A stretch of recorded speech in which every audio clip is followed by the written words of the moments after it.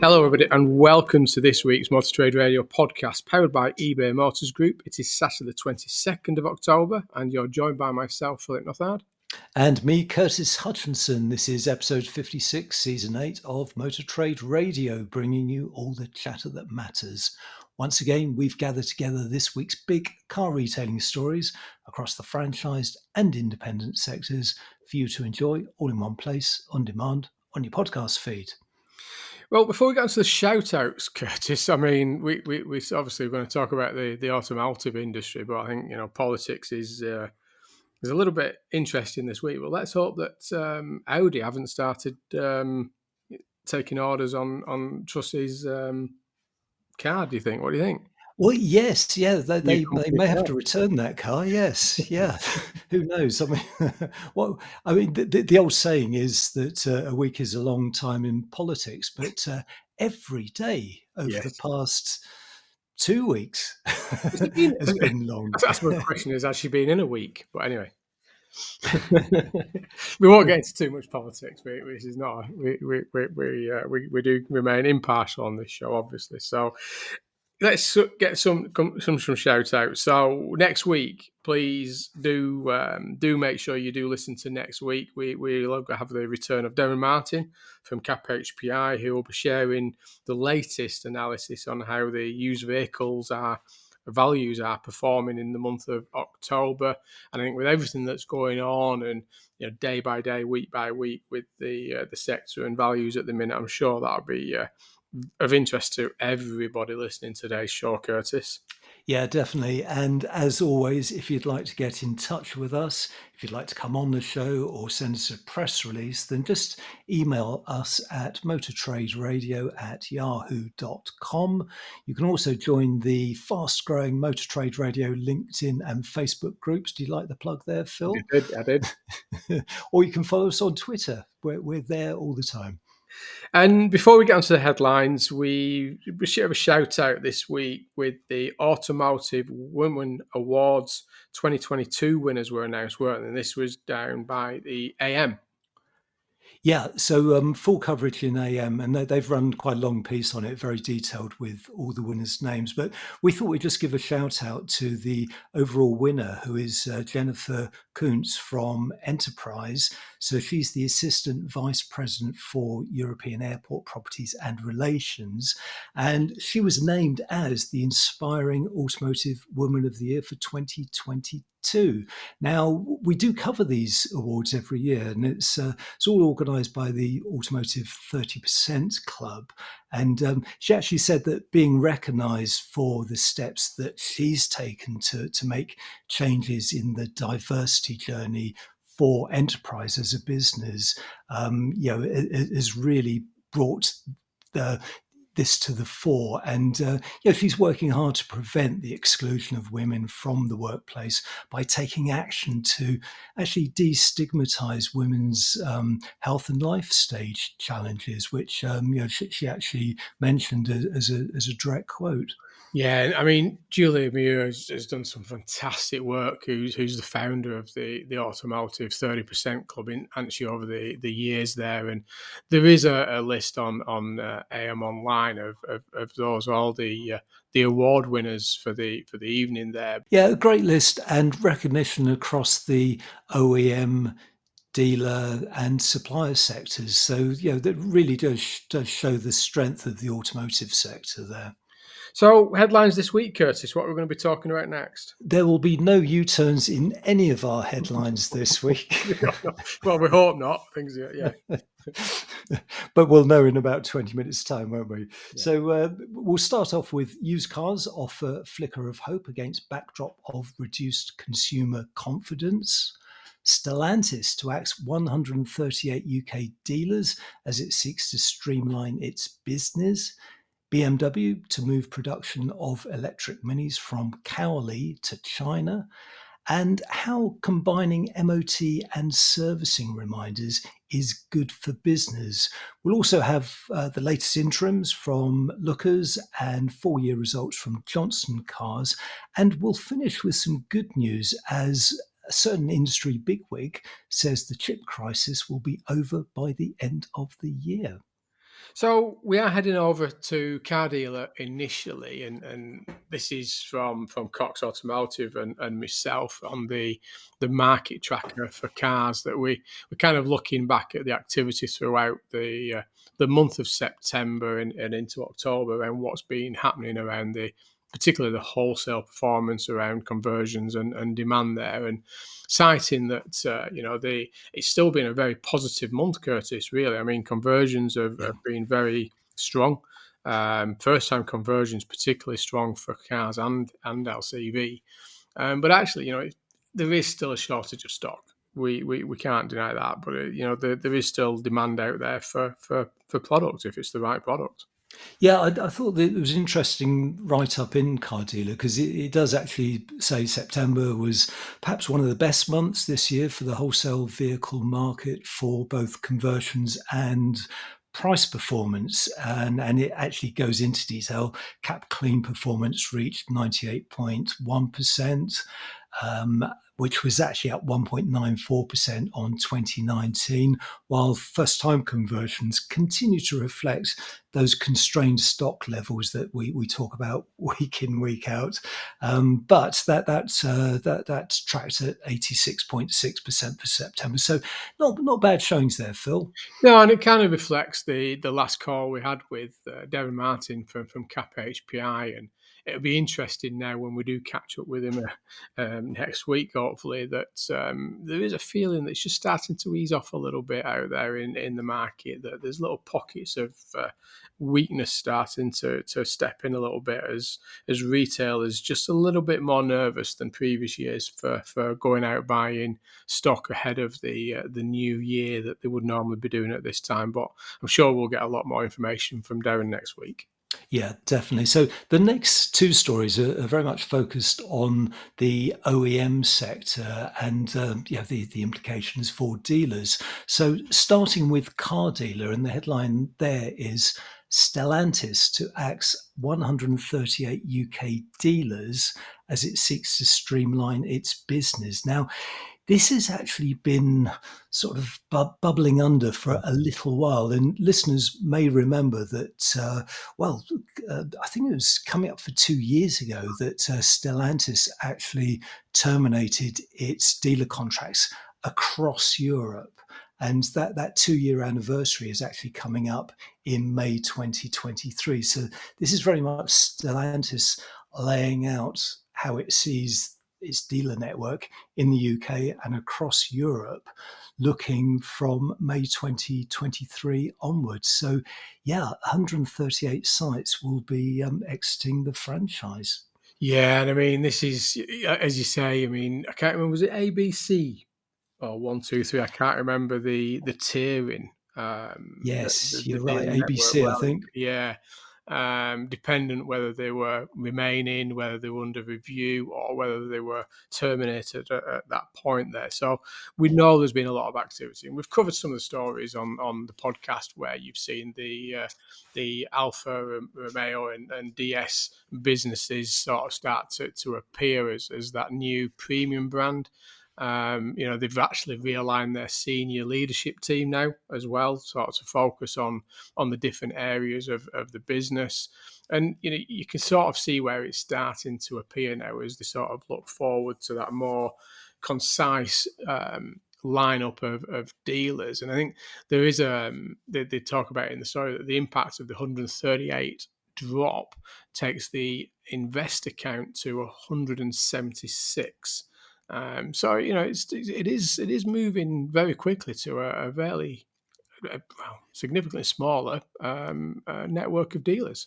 Yeah, and they do make it quite clear that they want to work with fewer investors. They want fewer partners in the network. And there's an interesting quote there from Lee Titchener, who's the network development director for Stellantis.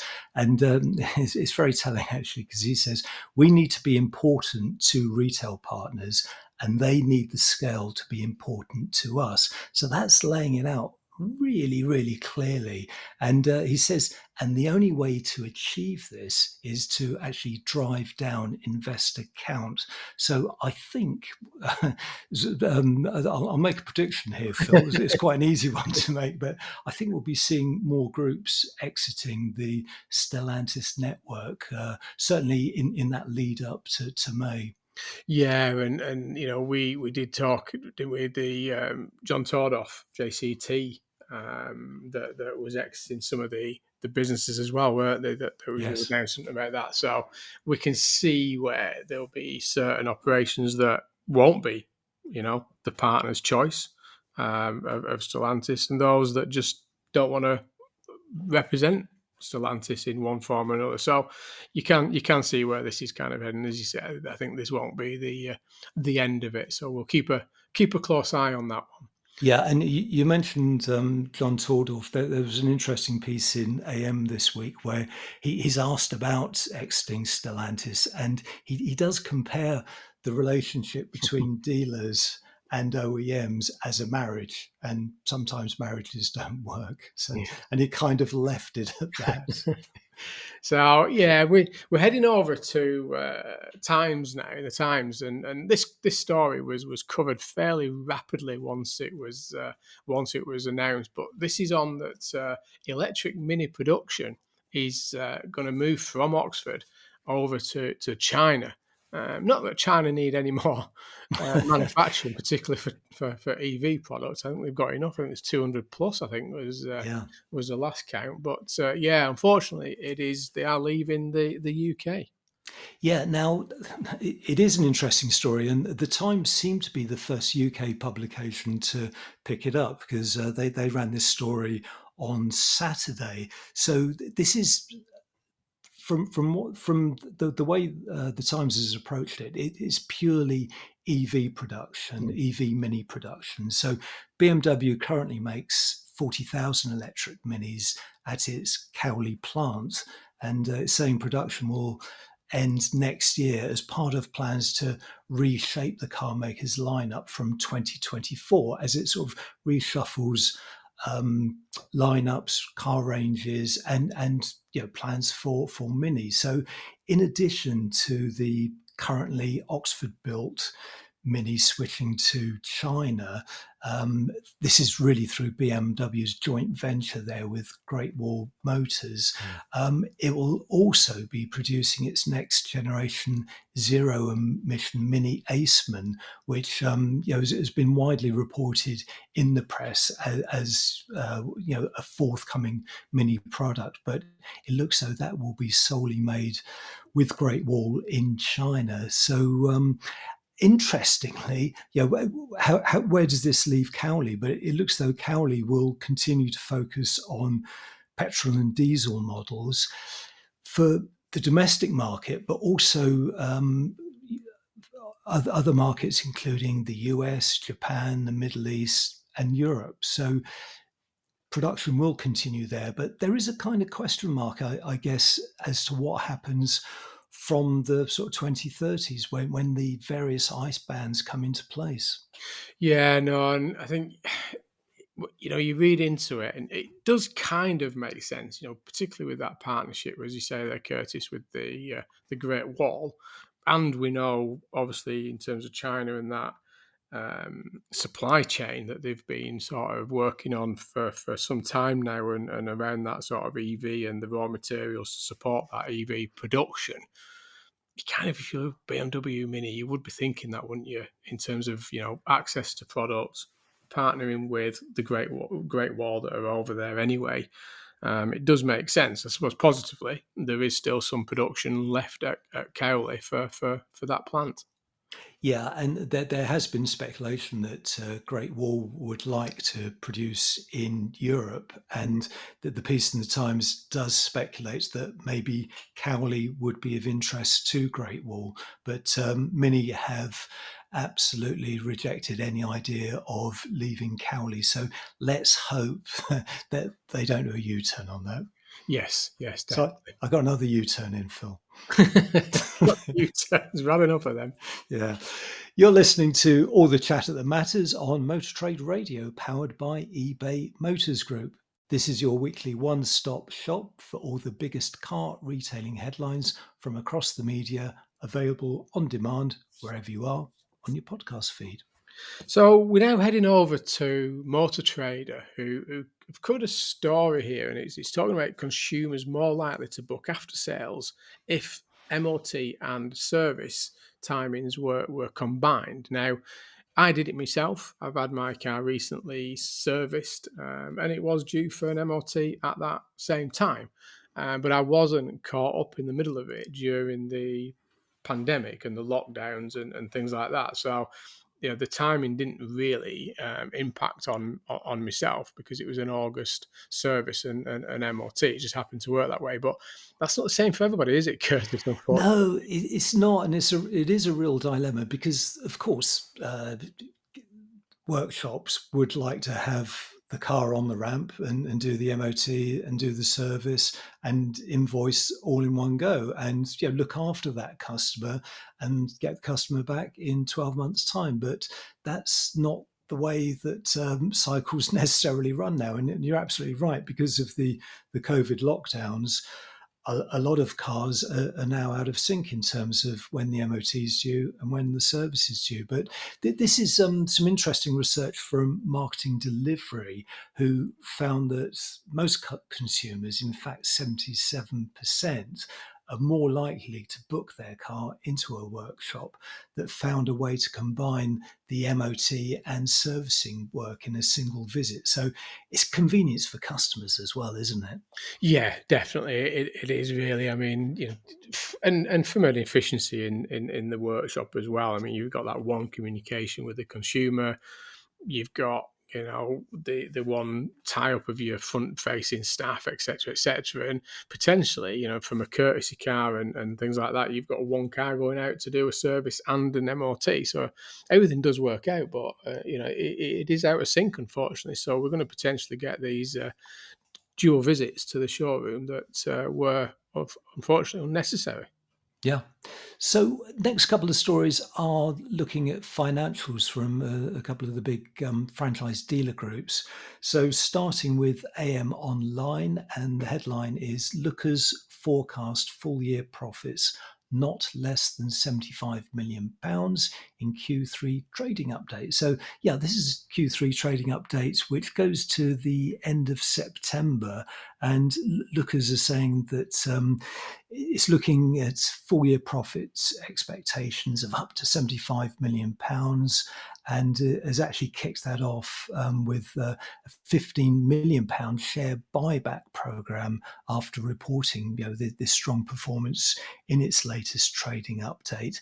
And within the update, new car sales volumes have outperformed the market by 5.6% during that 3-month period, with retail sales up 11.5% against the wider UK market in September. And underlying profit before tax for the month is in line with last year. Yeah, I mean they've done really well, haven't they, Lookers, Yeah. over recent years, following some of the challenges that they faced previously. But again, great performance, and they do cite that as you say there, Curtis, that performance is on the back of still challenges around the limited supply of new cars. But no, it's great. It's great performance from these guys, and they've obviously, we talked about them the other week in terms of that new representation of the Great Wall. The Aura electric vehicle, and obviously the Lotus cars during Q3 that they're involved with. So obviously they're doing a lot of stuff at Lookers to keep that business sort of performing at the level it's been used to. Yeah, and it's worth just adding that after sales revenues and after sales has always been a cornerstone of the Lookers operation. So after sales revenues remained robust and were ahead of last year on a like for like basis. So not a bad showing there at all for Lookers. And heading over to car dealer, and this is by Johnson's Cars, and they've confirmed a record profit of more than 10 million as dealer group continues to expand. Now, this is their highest ever pre-COVID profit of 10.83 million in 2021. So they talk about the dealer group turnover as soared, upsurge in demand followed by enhanced margins. So similar to kind of every other announcement we've been talking about over recent months, isn't it, Curtis? Yeah, you're absolutely right, and it really does highlight just how strong last year was, and these figures are very much for the calendar year to the end of December. So the figure represented a 235% rise on the previous year, when the group made 3.2 million before tax, and operating in what it describes as unique circumstances. The group also saw turnover rise from 495 million to 629.1 million. So some impressive figures there from the Worcestershire-based Johnson Cars Group. Yeah, they've done some fantastic work over the year there, and continue as you say they're still expanding, still investing, and still growing there. So well done to the guys down at Johnson's Cars there. And And we've got a very much upbeat and finally, haven't we? we have, yeah. And interestingly, it's from Carlos Stellantis who's talking about it, who hasn't always been the most positive, should we say, Curtis? No, no, definitely not. So the headline here is from Auto Car Business, and it is Stellantis boss: chip crisis will be over by end of 2023, which is the kind of welcome news that I think most of us, certainly throughout the industry, were waiting to hear. I mean, it would be nice if it was earlier, but I think I think most of us will take 2023, and this is actually based on a conversation and interview that Carlos Tavares, who's the CEO of Stellantis, gave at the Paris Motor Show, which was last week, and he actually says in this piece that by the end of 2023, the problem will be over. That's what we estimate. Given the current rate of improvement, it depends a lot on the demand of the market, but that's our estimation. So this is very much the Stellantis worldview. But he does pull back the curtain, though, and reveals certain issues in terms of chip supply to Stellantis, because he says the main problems that they're facing is actually with a couple of European suppliers, which I think will surprise a lot of people. And he's saying that those issues are under the microscope at the moment and being resolved, and this will help improve the flow and achieve his aim of getting it sorted by the end of 2023. Yeah, and at the same time this week, we've heard from the boss of BMW, haven't we, who has cited that the 2030 deadline is unrealistic Yeah. and could potentially impact the UK market, with it being so early ahead of obviously Europe and some of the other marketplaces. Well, funnily enough, Carlos Tavares had something to say about that as well, because he's calling for the 2035 ICE ban across the EU to be pulled back. He doesn't see it as being achievable. He wants it reviewed.